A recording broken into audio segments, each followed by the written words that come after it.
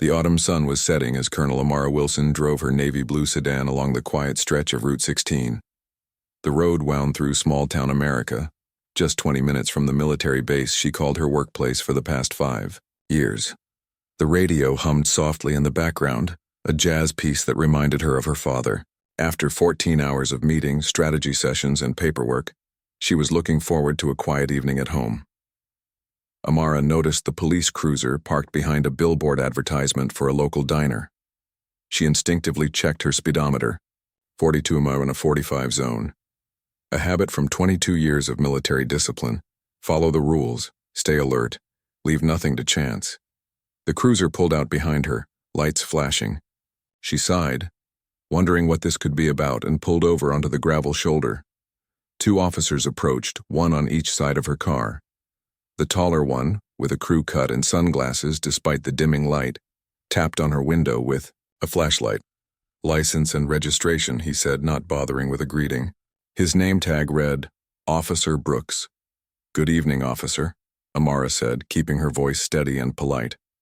"May I ask why I'm being pulled over?" "License and registration first," Brooks repeated, his voice harder this time. Amara reached slowly for her glove compartment, narrating her movements. "I'm getting my registration from the glove compartment, and then I'll get my license from my purse." The second officer, younger with a reddish mustache and Phillips on his badge, watched her closely from the passenger side window. His hand rested near his holster, a detail Amara didn't miss. She handed over her military ID and vehicle registration. Officer Brooks studied them with a frown. "This isn't a driver's license," he said, waving her military ID. "It's my military identification. I'm Colonel Amara Wilson, stationed at Fort Marshall. My driver's license is here as well." She handed over her state license, keeping her movements deliberate and calm. Officer Phillips leaned in closer to the passenger window. "Pretty fancy car for an Army person," he remarked, eyeing the modest but well-kept sedan. "It's a standard sedan, sir. 5 years old," Amara replied, feeling the first prickle of unease at the back of her neck. Brooks handed the documents to Phillips, who walked back to the patrol car. Amara waited patiently, hands visible on the steering wheel as Brooks continued to stand by her window, saying nothing. The silence stretched uncomfortable minutes. "Is there a problem with my registration, officer?" she finally asked. "We'll see," Brooks said. "Where are you coming from?" "The base. I've been working since early morning." "And where are you headed?" "Home. I live in Pine Creek." Brooks nodded slowly, as if her simple answer contained hidden meaning. "You know, we get a lot of people coming through here claiming military connections." Amara kept her expression neutral. "I understand, officer.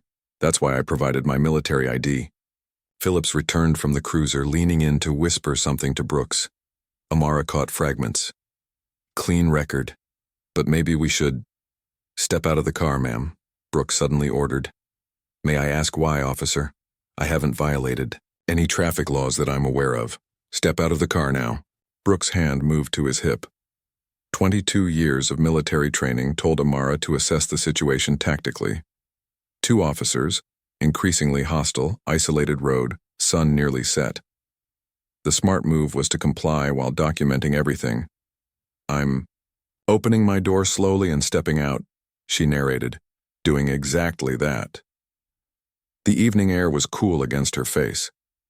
She was still in her uniform pants and a simple button-up shirt, having changed out of her full uniform before leaving base. Standard procedure when traveling to and from work. "Hands on the hood," Phillips instructed, suddenly taking the lead. "Officers, I'd like to understand why I'm being asked to do this," Amara said calmly. "Your registration shows this vehicle was in Arizona last month," Brooks said. "That's a known drug corridor.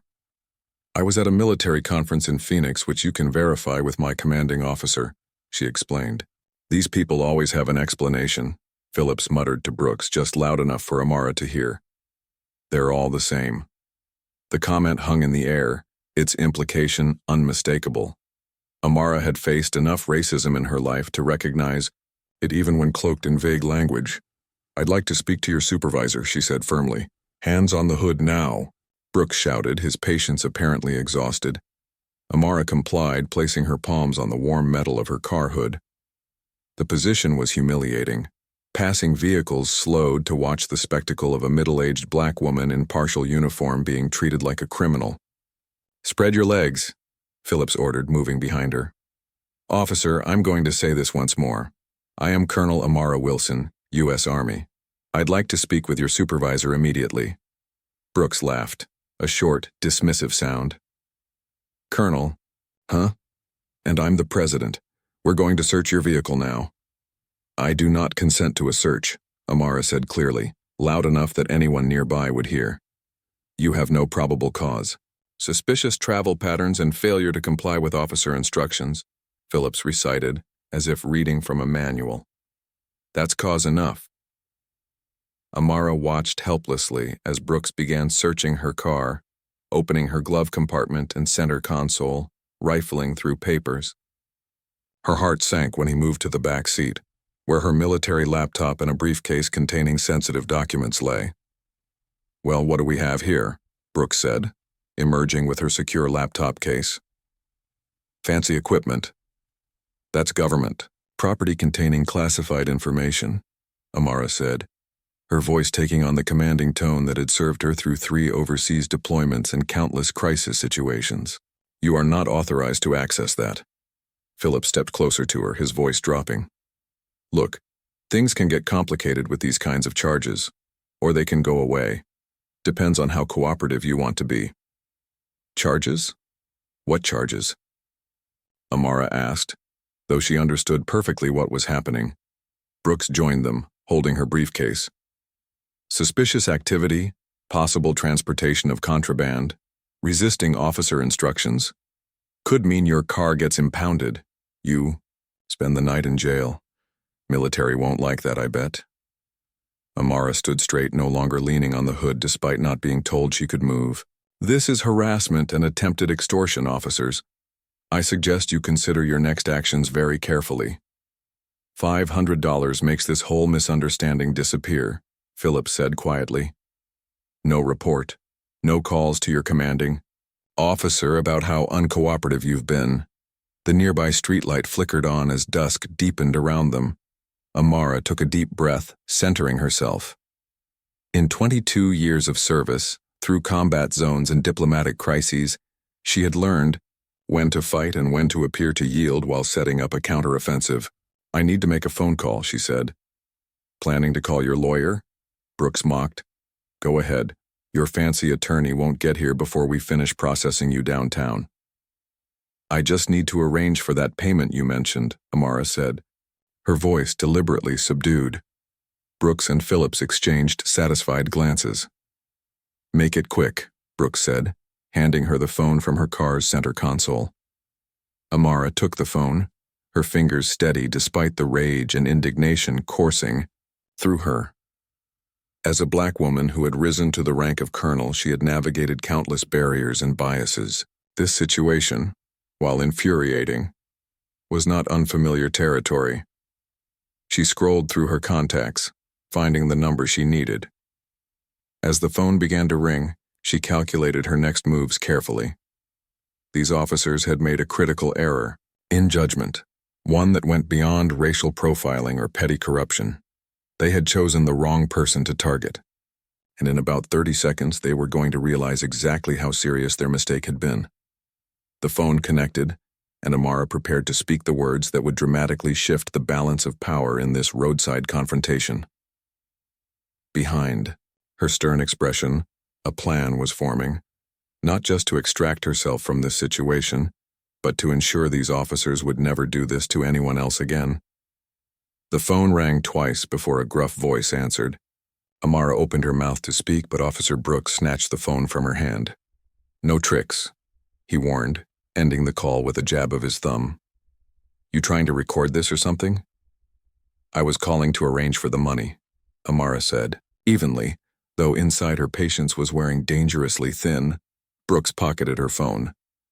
"You can do that after we finish our inspection. Turn around." Before Amara could respond, cold metal clasped around her wrists. The handcuffs bit into her skin, clicked one notch too tight. a deliberate discomfort she recognized from her training on prisoner handling, designed to maintain control through mild pain. "This is unnecessary," she said, maintaining her composure despite the growing knot of anger in her chest. "Standard procedure," Phillips replied with a smirk that suggested it was anything but standard. A passing car slowed, the driver craning his neck to watch the scene. Amara felt a flash of humiliation, followed quickly by resolve. Witnesses were good. Witnesses meant accountability. "You're making a serious mistake," she told them, her voice carrying just enough for the passing driver to hear. "Keep talking and we'll add resisting arrest," Brooks threatened, guiding her toward the patrol car with a firm grip on her arm. The cruiser's back seat smelled of sweat and disinfectant. The plastic seats were hard and slick, designed for easy cleaning rather than comfort. Through the window, Amara watched as Phillips continued searching her car, now pulling out her gym bag from the trunk. "Found something," Phillips called out, holding up her Army physical training uniform. Brooks leaned into the cruiser. "More military costumes? You really commit to the act, don't you?" "Those are standard issue PT clothes," Amara explained, fighting to keep her voice level. "Call Fort Marshal. Ask for General Hayes's office. They'll confirm my identity." "We'll get to that," Brooks said dismissively. "First, let's talk about that laptop. What's on it that's so important?" "Classified information that you're not authorized to access," Amara repeated. "Every minute you detain me without cause is digging you deeper into a situation you don't want to be in." Phillips approached with her briefcase, rifling through papers. "Lots of official-looking stuff here. Department of Defense letterhead, either stolen or really good fakes." The roadside had become a stage for her humiliation. Another car slowed, then pulled over about 50 feet ahead. A man with gray hair stepped out, phone raised. "Everything okay here?" he called out. "Police business," Brooks snapped. "Move along." The man hesitated, clearly concerned by the sight of Amara in handcuffs. "Sir," Amara called out, "I'm Colonel Amara Wilson, U.S. Army. These officers are detaining me without cause and attempting to access classified military documents." The man nodded, staying where he was, continuing to record. Brooks cursed under his breath. "Last chance," Phillips said quietly, leaning into the cruiser. 500 now, or we take you in, and good luck explaining to your Army buddies why you got arrested." Amara looked him directly in the eyes. "Remove these handcuffs and return my property immediately, or I promise you'll both be explaining yourselves to federal authorities by morning." Phillips laughed, but there was a flicker of uncertainty in his eyes. Big threats for someone in cuffs. Not threats. Facts. Amara shifted slightly, wincing as the two tight handcuffs dug deeper. "I need to make a phone call, it's my right." Brooks and Phillips exchanged glances. The presence of the recording bystander had changed the dynamic. "Fine," Brooks finally said. "One call, but on speaker." He retrieved her phone, holding it up as she recited the number from memory. This time he didn't interrupt when the same gruff voice answered. "General Hayes's office, Lieutenant Chen speaking." Brooks's expression faltered. "Lieutenant, this is Colonel Wilson," Amara said clearly. "I need to speak with the general urgently." "He's in a meeting, Colonel. Can I—" "National security exception," Amara interrupted, using coded language that would immediately signal the seriousness of the situation. "One moment, Colonel." The silence stretched for 15 seconds. Brooks looked increasingly uncomfortable, while Phillips had stopped searching her car and was watching with growing concern. "This is Hayes." The new voice was sharp, authoritative. "General Colonel Wilson, I'm currently handcuffed in a police cruiser on Route 16 outside of Millfield. 2 officers have seized my laptop and the Jefferson file. They're demanding money to release me." The temperature in the cruiser seemed to drop 10 degrees. "Is that right?" The general's voice was deadly calm. "And are the officers present?" "Yes, sir. You're on speaker." "Officers, this is Lieutenant General Richard Hayes, Pentagon Joint Operations Command. Who am I speaking with?" Brooks cleared his throat. "Officer Thomas Brooks, Millfield Police." "And—" "Officer Ray Phillips," the second officer added quickly. "Gentlemen, The general continued, his voice measured but carrying unmistakable authority. You are currently detaining a senior Army officer without cause, attempting to access classified documents, and if I understood correctly, soliciting a bribe. Is my understanding accurate? Sir, there's been a misunderstanding, Brooks stammered. We had reason to believe. Your reasons interest me greatly, Hayes interrupted. As will the FBI, the Department of Justice Civil Rights Division, and your police chief, all of whom will be receiving calls in the next 5 minutes unless Colonel Wilson is released immediately. Phillips was already fumbling with keys to remove the handcuffs. Furthermore, Hayes continued, those documents are protected by federal law. Any attempt to access them constitutes a national security violation. The handcuffs fell away. Amara rubbed her wrists, noting the red marks where the metal had dug into her skin. We're releasing the colonel now, sir, Brooks said, his earlier arrogance replaced by unmistakable fear. It was just a routine traffic stop that... There was nothing routine about this, Amara interjected, stepping out of the cruiser. You profiled me, searched my vehicle without consent, handcuffed me without cause, and attempted to extort money. The man with the phone was still recording. 2 more cars had stopped, their occupants watching the scene unfold. I want your badge numbers and the name of your supervising officer, Amara continued, finding her military ID and driver's license on the hood of her car where they'd been left. And I want all my property returned immediately. Phillips hurriedly gathered her belongings, handling the laptop case with newfound care. General, would you like me to hold the line while this is resolved? Amara asked, taking her phone back from Brooks. Absolutely, Hayes replied. And I'm sending MPs from Fort Marshall to escort you. They should arrive in approximately 15 minutes. Brooks paled visibly. Military police had no direct jurisdiction over civilian officers, but their presence would ensure everything was documented properly and signal to the local police department that this incident had the full attention of the Pentagon. That won't be necessary, Brooks began, but Hayes cut him off. It wasn't a suggestion, Officer Brooks. Colonel Wilson is carrying sensitive materials that need to be secured. The MPs will provide escort. A police sergeant's car pulled up, lights flashing but no siren. The bystander with the phone must have called the local police station. A middle-aged man with captain's bars stepped out, looking confused and concerned. What's going on here? He demanded, taking in the scene. Captain, Amara addressed him, recognizing his rank insignia. I'm Colonel Amara Wilson, U.S. Army. Your officers pulled me over without cause, handcuffed me, searched my vehicle without consent, attempted to access classified military documents, and solicited a bribe for my release. The captain's expression hardened as he turned to his officers. Is this true? Sir, we had reason to believe, Phillips began but stopped when Brooks elbowed him. There was a misunderstanding about her military identification, Brooks said, carefully.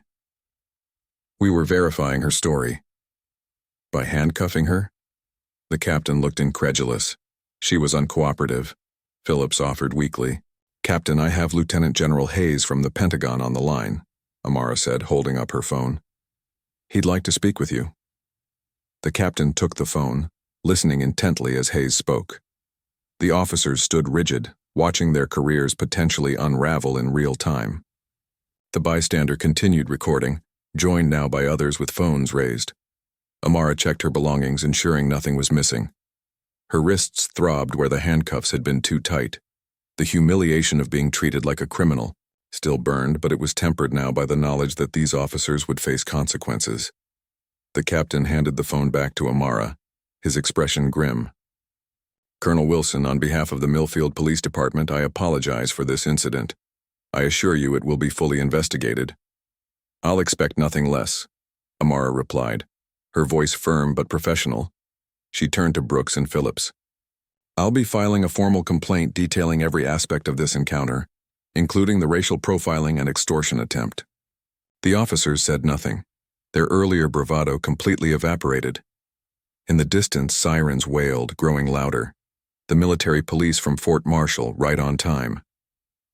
As Amara waited for their arrival, she felt the weight of what had just happened and what was still to come.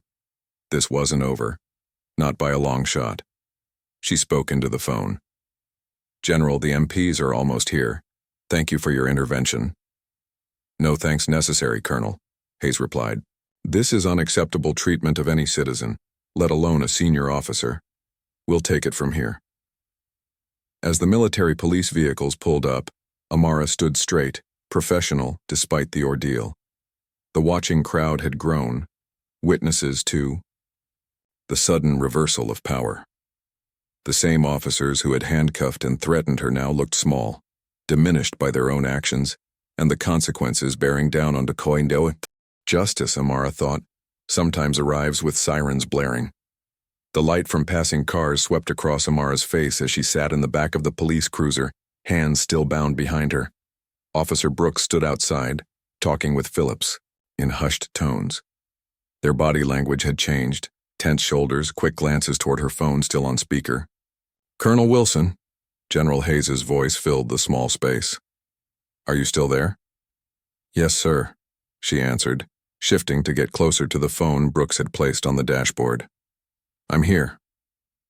"Tell me exactly what's happening," Hayes said, his tone measured but carrying unmistakable authority. Amara could picture him in his Pentagon office, ramrod straight posture, salt and pepper haircut, military precise, eyes that missed nothing. "I was pulled over without cause approximately 40 minutes ago," Amara explained, her training kicking in as she delivered a clear, concise report. "Officers Brooks and Phillips searched my vehicle without consent. They've confiscated my laptop, containing the Walker security briefings and the classified files for Operation Jefferson. They handcuffed me after I identified myself as military personnel." She paused, eyes on the officers who were now watching her through the windshield. "And they suggested that a payment of $500 would make this situation go away." A beat of silence followed. "I see." The two simple words from Hayes carried more menace than any shouted threat. Outside, Brooks was on his radio, likely calling for backup or a supervisor. Phillips paced back and forth, running a hand through his hair repeatedly. "Colonel, I want you to know that I've already contacted the FBI field office in your area," Hayes continued. "They're sending agents immediately. I've also reached out to the local Army CID unit. They'll be there within 15 minutes. Amara felt a wave of relief, quickly followed by fresh anger as she shifted and felt the bite of the too tight handcuffs. "The laptop, sir," she reminded him. "It contains—" "I'm well aware of what it contains," Hayes interrupted. "That's now a federal security breach which these officers will be explaining to Homeland Security." The cruiser door opened abruptly, and Brooks leaned in, reaching for the phone. "Sir, I think there's been a misunderstanding," he said to Hayes, his earlier arrogance replaced by something closer to panic.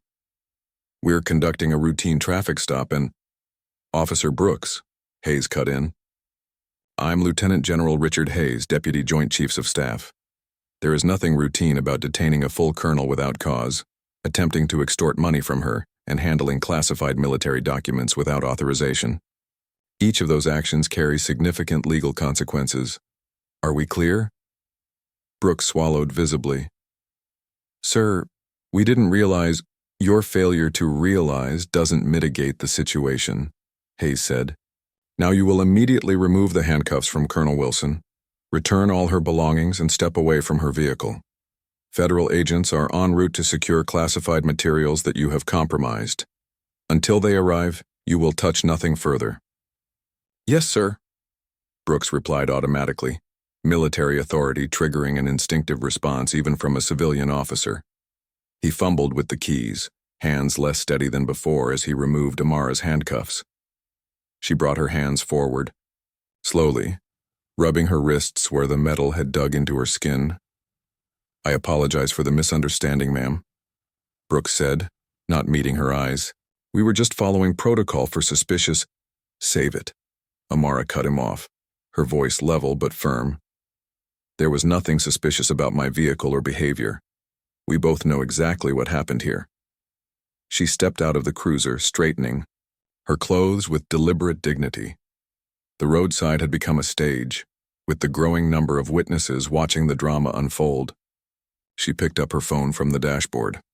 "General, I'm out of the cruiser now," she reported. "Good. Stay on the line with me until our people arrive," Hayes instructed.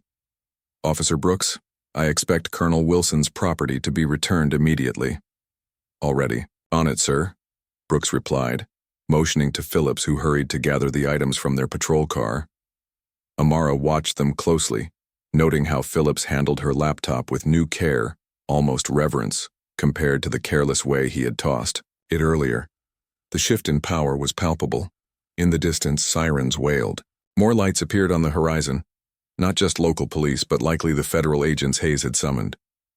"Your backup is arriving," Amara observed to Brooks. "Not my backup," Brooks muttered, his face ashen as he recognized the distinctive black SUVs approaching alongside the local police sergeant's car. The scene transformed in minutes. FBI agents in windbreakers secured the area, immediately taking custody of Amara's laptop and briefcase.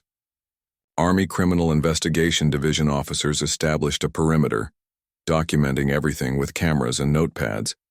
An FBI agent in her 40s with a no-nonsense expression approached Amara. "Colonel Wilson, I'm Special Agent Donovan. Are you all right?" "I'm fine," Amara replied, though the marks on her wrist told a different story. "We'll need a complete statement," Donovan said, shooting a cold glance toward Brooks and Phillips, who now stood awkwardly by their cruiser under the watchful eyes of two CID officers. "Of course," Amara agreed. A local police sergeant had arrived and was speaking with the officers, his expression growing darker by the minute. More bystanders had gathered, some recording with their phones, others simply watching the unfolding drama. "General Hayes is still on the line," Amara said, holding up her phone. Donovan nodded. "I'll brief him directly once we've secured everything." She lowered her voice slightly. "He pulled a lot of strings to get us here this quickly. You must be important." "The classified materials are important," Amara corrected. "I was just doing my job by protecting them." Phillips approached cautiously, escorted by a CID officer. "Colonel, your car keys," he said, offering them with a hand that trembled slightly, "and your personal items from the console." Amara took them without comment, noting that Phillips couldn't meet her eyes. The same man who had threatened her with arrest less than an hour ago now looked like he might be sick with fear. "You'll need to sign this property receipt," the CID officer instructed, handing Amara a clipboard. As she signed, she overheard Brooks speaking frantically to the police sergeant. "How are we supposed to know she was really military? People claim all sorts of things during traffic stops. Her ID clearly showed her rank and status," the sergeant snapped. "And even if it hadn't, nothing justifies asking for money to resolve the situation. Do you have any idea the mess you've created?" The local police chief arrived next, a stocky man with a perpetual frown that deepened as he surveyed the scene. FBI, military police, gathered civilians with phones, and his officers looking increasingly guilty. "Colonel Wilson?" he called, approaching Amara. "Chief Alvarez, I want to personally apologize for this incident." "I appreciate that, Chief," Amara replied coolly. "But this is far beyond a simple apology now." "I understand." Alvarez glanced at the federal agents documenting evidence. "We'll cooperate fully with the investigation." "Good," Amara said, "because I'll be filing formal charges, not just against your officers, but regarding the department policies that allowed this to happen." Alvarez nodded grimly. "That's your right. For what it's worth, this is not how I train my officers to conduct themselves." "Then you might want to explain why both officers immediately suggested I could avoid arrest by paying them," Amara replied. "That doesn't happen in a vacuum, Chief." The chief had no response to that. Special Agent Donovan returned with a tablet. "Colonel, we've established a secure link to the Pentagon. General Hayes would like to video conference with you and brief you on next steps." Amara followed Donovan to one of the SUVs where a secure tablet was set up. General Hayes's face appeared on screen, his office visible in the background. "Colonel Wilson," he greeted her. "I can see you're in good hands now." "Yes, sir," she confirmed. "Thank you for your quick response." "No thanks necessary," Hayes said firmly. What happened today is completely unacceptable. I've spoken with the Attorney General personally. This incident will be thoroughly investigated. Amara nodded, feeling the weight of the past hour settle on her shoulders. The adrenaline that had kept her focused was beginning to ebb. The classified materials? She asked. Being secured as we speak, Hayes assured her. A counterintelligence team is already en route to assess any potential compromise. He paused. How are you holding up? The question, personal rather than professional, caught her slightly off guard. I'm fine, sir, she said automatically, then reconsidered. Actually, I'm angry. This shouldn't happen to anyone, with or without Pentagon connections. Hayes nodded solemnly. I agree, and that's why we're not letting this go. Those officers expected you to be powerless. They were wrong.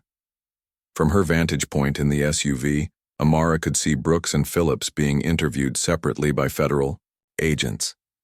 Their body language told the story. Shoulders slumped, defensive gestures, occasional glances in her direction. The confidence and authority they had projected earlier had evaporated. What happens now? Amara asked. Now, Hayes said, we make sure there are consequences, not just for those two officers, but for the system that empowered them. He leaned closer to the camera. Colonel, are you willing to be the face of this? It won't be easy. There will be pushback, attempts to discredit you, accusations that you're overreacting. Amara thought about it for only a moment. Yes, sir. I'm willing. Good. Hayes nodded. Because this stops with you. What these officers did, it ends here. As darkness settled fully over the roadside scene, more vehicles arrived. News vans drawn by police scanner chatter about FBI and military presence. The story was already breaking, already growing beyond a simple traffic stop into something that would demand answers and accountability. Amara watched as Brooks and Phillips were separated, each seated in different vehicles for formal questioning. Their faces, illuminated by interior lights, showed the dawning realization that their actions would have consequences they had never anticipated when they decided to pull over a black woman driving alone. The phone in her hand buzzed with messages from colleagues who had heard what happened. Support, outrage, offers of help. Amara read them with a sense of resolve hardening inside her. This wasn't just about her now. This was about using her voice and position to ensure that others without her resources wouldn't face the same treatment. This was about turning an injustice into a reckoning. The change in the officer's demeanor was so sudden it was almost comical. Officer Brooks's face, which moments ago had worn a mask of contempt and authority, now looked like he'd swallowed something sour. Phillips had taken 2 steps back, creating distance between himself and what was quickly becoming a career-ending disaster. There's been a terrible misunderstanding, Brooks said, his voice pitched higher than before. The handcuff keys appeared in his hand as if by magic. Let me get those off you right away, Colonel. Amara remained perfectly still as Brooks fumbled with the cuffs, his hands now shaking slightly. The metal bracelets fell away, leaving angry, red marks on her wrists. She rubbed them slowly, eyes never leaving Brooks's face.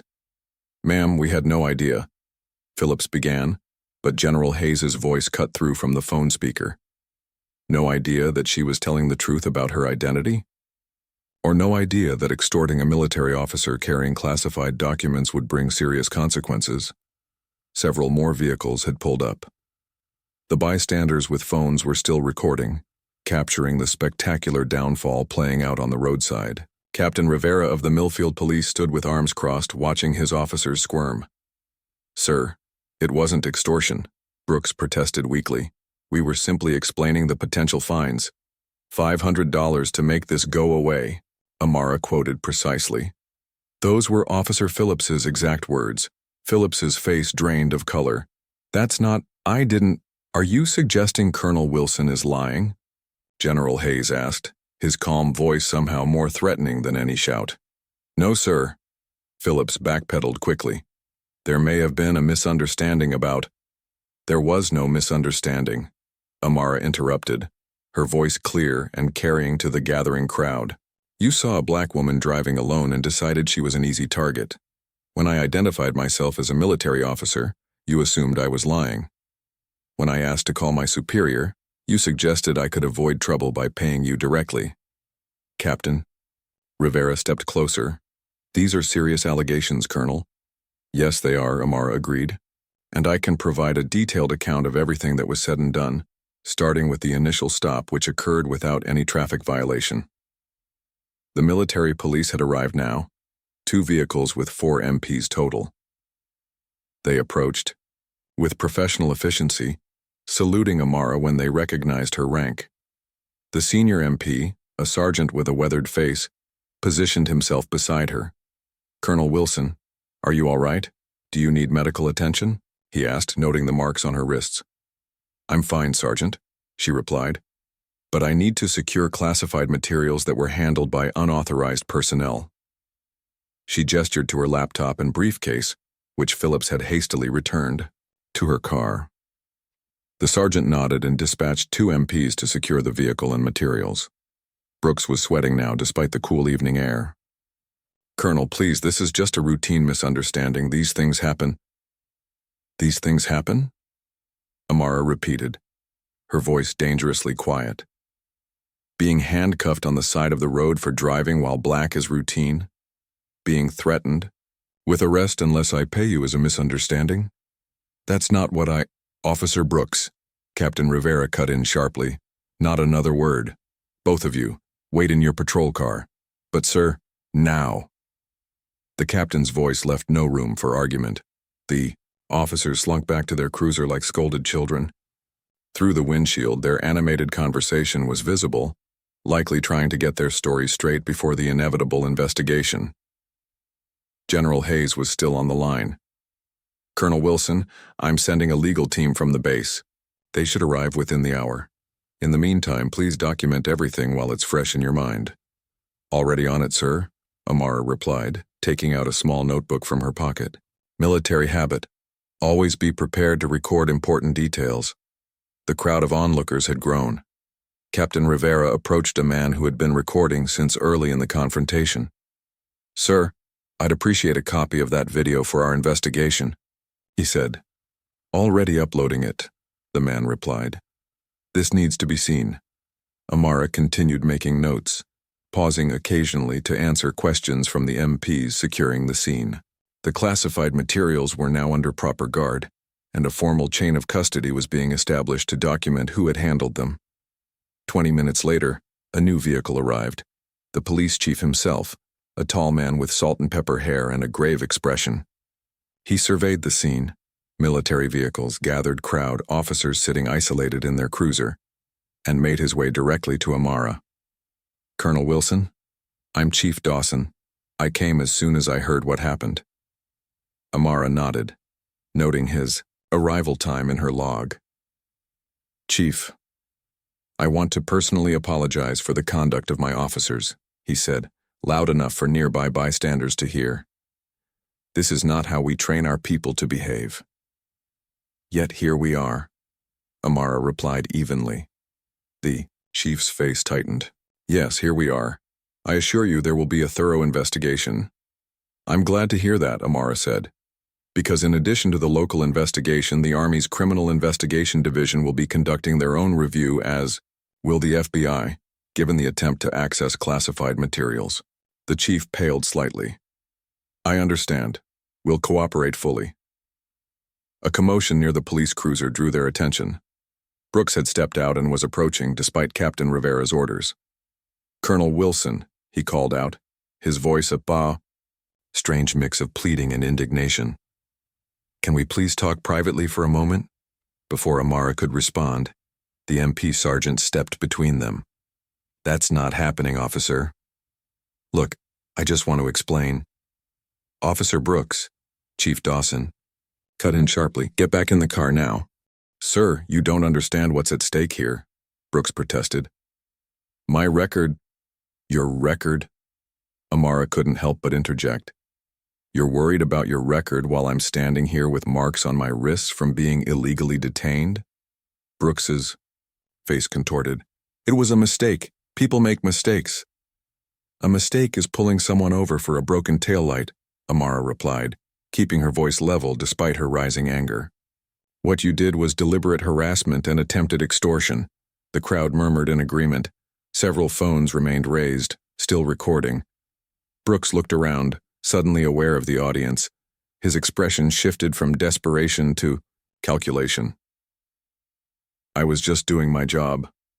Following procedure.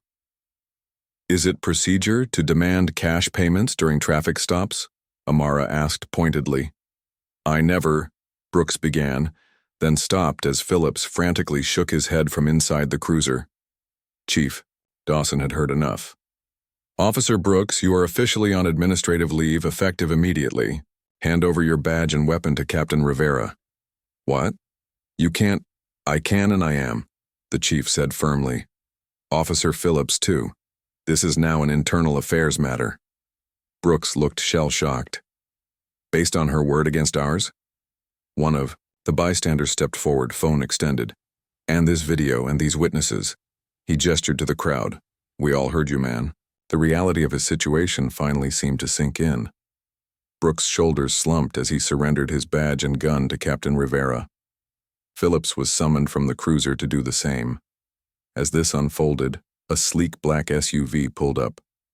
2 men and a woman in crisp military uniforms stepped out, the legal team General Hayes had promised. The lead attorney, a sharp-eyed woman with Lieutenant Colonel insignia, approached Amara. Colonel Wilson, Lieutenant Colonel Patel, Judge Advocate. General's office, General Hayes briefed us on the situation. Thank you for coming so quickly, Amara said. Of course, we'll need your statement and access to all evidence. Lieutenant Colonel Patel glanced at the disgraced officers. Are those the individuals involved? Yes. Officers Brooks and Phillips. Patel nodded briskly. We'll handle it from here, Colonel. The General suggests you allow one of our people to drive you home once your statement is complete. He's concerned about your state after this ordeal. I'm perfectly capable of driving myself, Amara replied, though the adrenaline that had kept her focused was beginning to ebb, leaving fatigue in its wake. No doubt, Patel said with a small smile. But humor us. Protocol for incidents involving classified materials. Amara recognized the graceful out being offered. Very well. As the legal team began coordinating with local police, Amara stood quietly, watching Brooks and Phillips being escorted to separate vehicles. Their faces showed the dawning realization that their careers might be over. The same fear they had tried to instill in her was now reflected in their own eyes. One of the bystanders, an older woman with kind eyes, approached Amara. Colonel? I just wanted to say the way you handled yourself, and it was inspiring. You kept your dignity when they tried to take it from you. Amara nodded, unexpectedly touched by the comment. Thank you.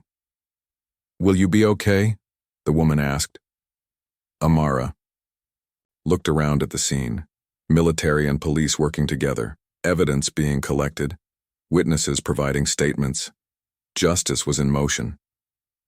Yes, she said finally. I think I will be. As night settled fully over the roadside, the flashing lights of police and military vehicles painted the trees in rhythmic bursts of color. What had begun as a routine drive home had transformed into something much larger, a moment that would have consequences far beyond this small town. Amara watched as Brooks and Phillips sat in separate cars, their faces illuminated by interior lights looking small and defeated.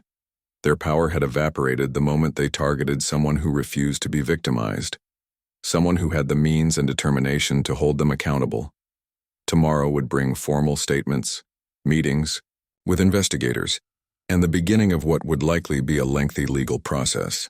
But tonight, watching the officers who had tried to humiliate and extort her face the consequences of their actions, Amara felt something that had been momentarily taken from her on this roadside. Power. Restored.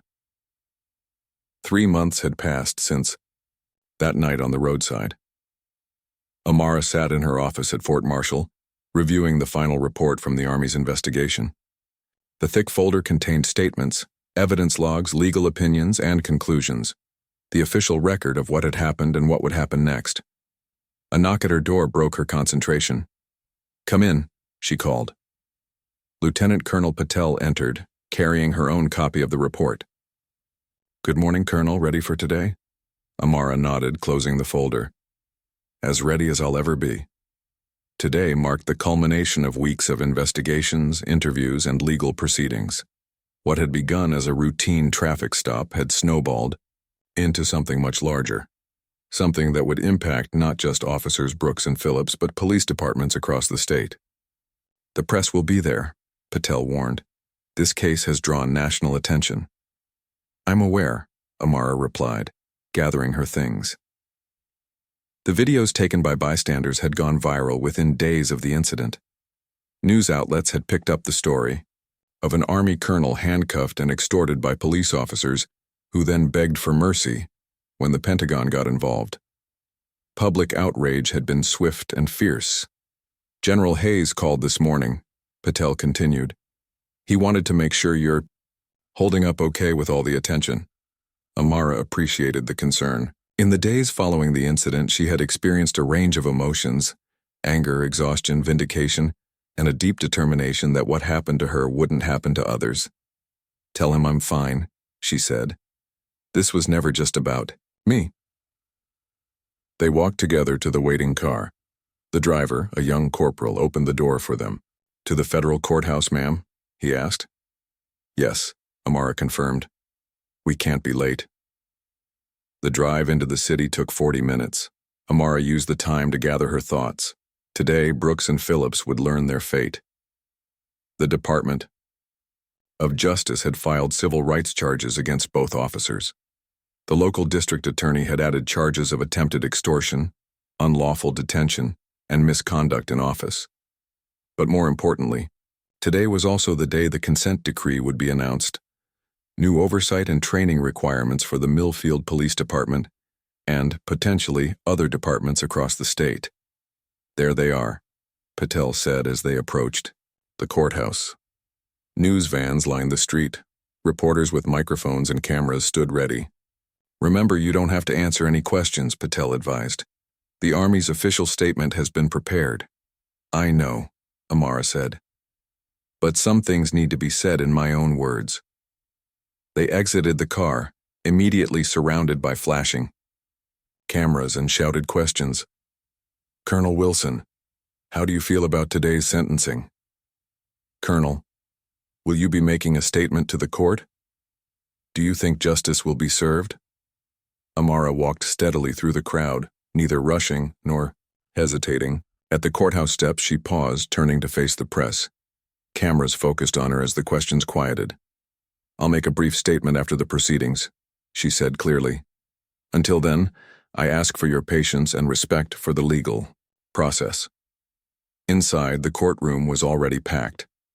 Amara recognized many faces: the witnesses from that night, police officials, military personnel, community activists, and ordinary citizens who had followed the case.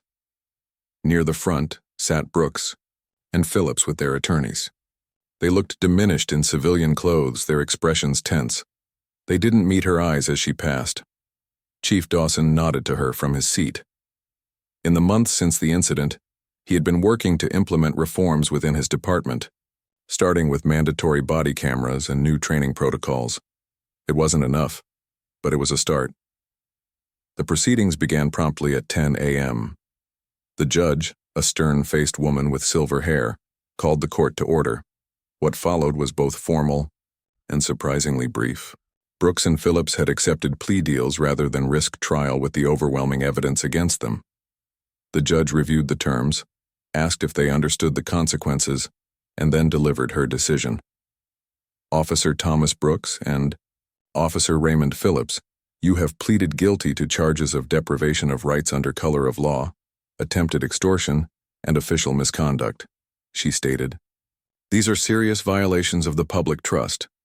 The courtroom was silent as she continued. "Mr. Brooks, you are sentenced to 18 months in federal prison, followed by 3 years of supervised release. You are permanently barred from serving in law enforcement." Brooks closed his eyes, his attorney's hand on his shoulder.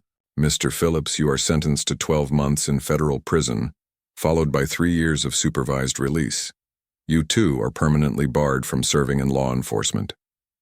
Phillips nodded slightly, his face pale. Additionally, the judge continued, "Both defendants will pay restitution as outlined in the agreement, including damages to Colonel Wilson and the costs of the investigations that followed." She looked directly at the former officers. "The positions you held came with power and responsibility. You abused that power and betrayed that responsibility. In doing so, you damaged not only Colonel Wilson but public trust in law enforcement as a whole." After the sentencing, the court moved to the second matter at hand, the consent decree. Representatives from the Department of Justice presented the agreement reached with the Millfield Police Department and the State Attorney General's office. The decree mandated sweeping changes, comprehensive anti-bias training, community oversight, boards, revised use of force policies, body cameras for all officers, and regular federal review of traffic stop data to identify potential patterns of discrimination. As the details were read into the record, Amara felt a sense of cautious hope. System-wide change was never quick or easy, but this was a meaningful step forward. When the proceedings concluded, Amara made her way outside where the press waited. This time, she approached the microphones deliberately. "Today marks an important milestone," she began, her voice steady. "But it is just that, a milestone, not a destination. What happened to me was not unique. The only unique aspect was that I had the resources and platform to ensure consequences." Cameras flashed as she continued. "Every day across this country, people are profiled, harassed, and extorted by those sworn to protect them. Many don't have a general on speed dial. Many don't have witnesses with cameras. Many don't have the legal knowledge to assert their rights." She paused, making eye contact with several reporters. "I don't celebrate the prison sentences handed down today. There is no joy in seeing lives derailed, even those of people who tried to derail mine. What I do celebrate is the chance for meaningful change. The consent decree announced today creates mechanisms for accountability and training that can help ensure what happened to me doesn't happen to others." A reporter raised her hand. "Colonel, some critics have suggested you used your military position as leverage. How do you respond?" "I used every resource available to me," Amara acknowledged. "Just as any person should. My military service isn't a privilege to be wielded. It's a responsibility. When those officers attempted to access classified materials, they created a national security issue. When they targeted me because of my race, they violated my civil rights. Both deserved a response." Another reporter called out, "Will you be continuing to work with police reform advocates?" "Yes," Amara said simply. "In fact, next week I'll be testifying before Congress about my experience and the need for national standards for police conduct and accountability." The questions continued for several minutes. Throughout, Amara remained composed but passionate, speaking from her heart rather than reading prepared statements. As the press conference wound down, a young black woman approached her away from the cameras. "Colonel Wilson?" she said hesitantly. "My brother had almost the exact same thing happen last year. Same department, maybe even the same officers, but nobody believed him. No consequences, nothing." Amara took her hand. "I'm sorry that happened to him. Would he be willing to speak with the Department of Justice investigators? They're looking into pattern and practice violations." The woman nodded. "I think he would now. Seeing you stand up like this, it gives people hope." Later that evening, Amara sat in her living room, finally allowing herself to feel the emotional weight of the day. Her phone had been buzzing nonstop with messages of support from fellow officers, friends, family, and strangers who had followed her story. General Hayes called just after 8. "Watched you on the news," he said. "You did good, Colonel. Handled yourself with the same dignity and strength you showed that night." "Thank you, sir," Amara replied. "But this isn't over." "No," he agreed. "It's just beginning. The congressional hearing next week, the police reform bill they're drafting. Your experience is becoming a catalyst." After they hung up, Amara walked to her window, looking out at the quiet street. She thought about the young woman at the courthouse, about her brother, about all the people who had similar experiences but lacked the resources or platform to fight back. One case wouldn't change everything. One consent decree wouldn't end discrimination. One congressional testimony wouldn't transform policing nationwide. But together they created momentum. They created possibility. On her coffee table lay the invitation to speak at the police academy. Graduation next month. An opportunity to address the next generation of officers directly. Beside it was a letter from a community organization asking her to join their advisory board on police community relations. Small steps. Important ones. As Amara prepared for bed, she caught her reflection in the mirror. The woman looking back at her was changed by what had happened on that roadside 3 months ago, not diminished as Brooks and Phillips had intended, but strengthened. Resolved. Tomorrow would bring new challenges in this ongoing journey toward justice. But tonight, she allowed herself to recognize how far things had already come. From handcuffs on a dark roadside to meaningful reforms that would protect others. It wasn't a perfect ending, but it was a powerful beginning.